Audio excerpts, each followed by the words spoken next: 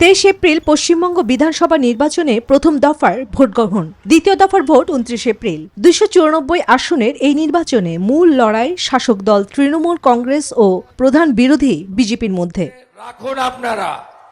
সবচেয়ে আলোচিত আসন দক্ষিণ কলকাতার ভবানীপুরের মুখোমুখি হচ্ছেন মুখ্যমন্ত্রী মমতা বন্দ্যোপাধ্যায় এবং বিজেপির হেভিওয়েট নেতা শুভেন্দু অধিকারী।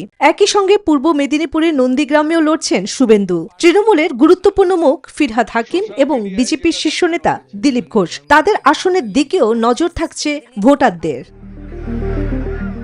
ভোটের আলোচনায় কেন্দ্রবিন্দুতে তারকা প্রার্থীরা। পশ্চিমবঙ্গের ভোটে এই স্টার পাওয়ার ট্রেন্ডের সূচনা হয়েছিল মমতা বন্দ্যোপাধ্যায়ের হাত ধরেই। এবার তৃণমূলের হয়ে সোনাপুরে ভোট করছেন অভিনেত্রী লাভলি মৈত্রী। বরানগরে লড়ছেন সায়ন্তিকা বন্দ্যোপাধ্যায়।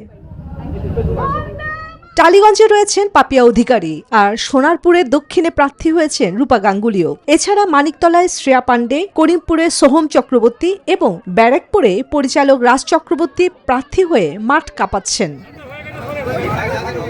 অন্যদিকে ভোটের লড়াইয়ে তারকাদের টানতে পিছিয়ে নেই বিজেপিও। শিবপুরে অভিনেতা রুদ্রনীল ঘোষ এবং শ্যামপুরে হিরণ চট্টোপাধ্যায় প্রার্থী হয়েছেন। রাজনৈতিক সমীকরণের পাশাপাশি তারকা প্রার্থীদের জনপ্রিয়তা কতটা প্রভাব ফেলে তা দেখতে অপেক্ষা করতে হবে আগামী 4 মে ভোটের ফলাফল প্রকাশ পর্যন্ত। চন্দ্রানী চন্দ্রা, নিউজ 24।